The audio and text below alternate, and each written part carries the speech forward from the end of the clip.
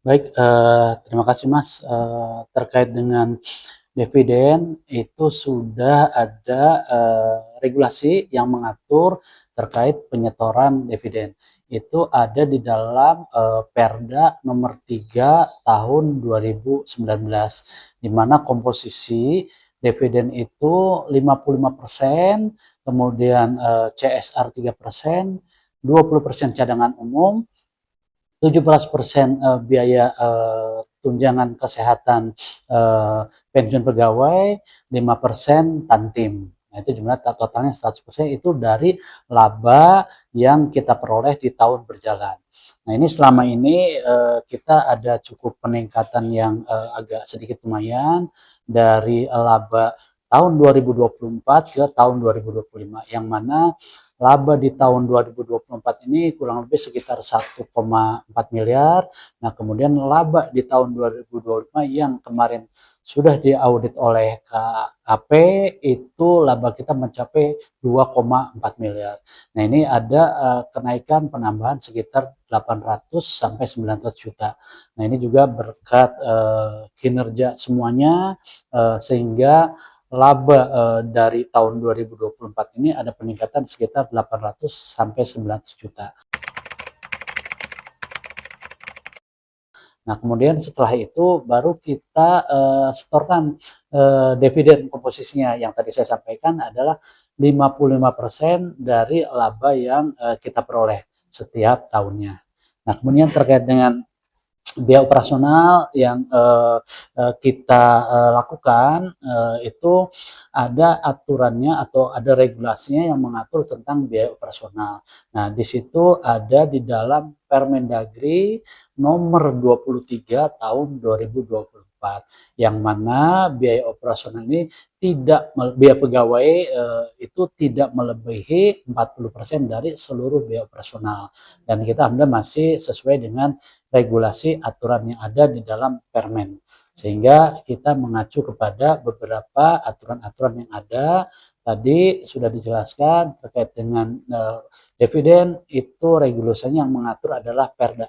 Nah, kemudian terkait dengan biaya operasional atau BOPO itu yang mengatur adalah Permendagri nomor 23 tahun 2024. Hmm. Nah, itu kan kita juga mengacu kepada aturan atau regulasi yang berlaku. Nah, untuk yang tadi saya sebutkan biaya operasional pegawai itu kan tidak melebihi 40%. Jadi biaya operasional itu adalah 60%.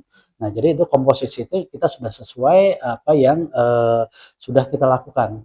Dan dengan skema regulasi itu, ya kita kondisi baik laporan keuangan maupun kinerja itu balance. Tapi kalau kita tidak mengikuti komposisi seperti itu, ya mungkin pada saat kita membuat atau diaudit laporan keuangan maupun kinerjanya ini tidak sesuai dengan standar yang dipersyaratkan terhadap regulasi yang ada. oh, nah, Ya, jadi kita sebelum melaksanakan pelaksanaan kegiatan di tahun contoh di tahun 2026. Nah, kita membuat RKAP atau Rencana Kerja Anggaran Perusahaan. Jadi RKP ini dibuat di tahun 2025 untuk melaksanakan kegiatan 2026. Jadi kita kegiatan-kegiatan yang ada di tahun 2026 ini sudah sesuai dengan apa yang ada di tahun 2025. Sebagaimana informasi atau instruksi yang diberikan dari pemerintah, ini kita harus menekan efisiensi dari seluruh pembiayaan, dan kita juga semampu kita, sekuat tenaga kita untuk melakukan efisiensi. Tetapi kita ini kan pelayanan. Misalnya contoh, pada kita membuat RKAP di tahun 2026 untuk kegiatan 2026, contoh misalnya kita dalam 1 bulan itu kita merencanakan di tahun 2025 itu 10 kali perbaikan, contoh ya. Nah, 10 kali perbaikan, tetapi pada realitanya itu melampaui anggaran mencapai 11 kali atau 12 kali. Nah, ini mau tidak mau harus kita lakukan karena ini kan sifatnya pelayanan.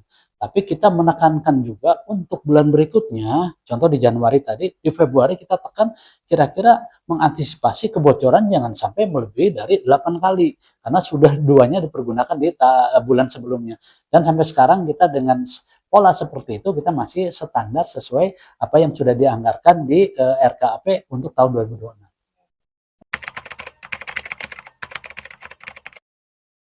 Jadi tadi kan hanya sebuah contoh ya, dan yang sekarang berjalan tuh sesuai dengan apa yang sudah ada di dalam RKAP tahun 2026. Dan tadi saya sampaikan contoh 10 kali tadi, di kita belum ada yang melampaui atau over anggaran untuk kegiatan di tahun 2026. Jadi artinya masih tadi saya hanya contoh saja 10 kali perbaikan ternyata 12 kali ya tetap kita harus lakukan. Nah, tetapi untuk yang sekarang berjalan ini belum ada yang melampaui anggaran yang sudah kita tentukan. Karena anggaran juga kan disahkannya oleh KPM atau oleh Pak Bupati. Nah, ketika KPM sudah mengesahkan ini ya kita realnya harus mengikuti RKP yang ada. Kecuali tadi seperti perbaikan, ini pelayanan nggak bisa ditangguhkan, harus kita lakukan. Tapi sampai sekarang masih sesuai dengan anggaran yang berjalan yang ada.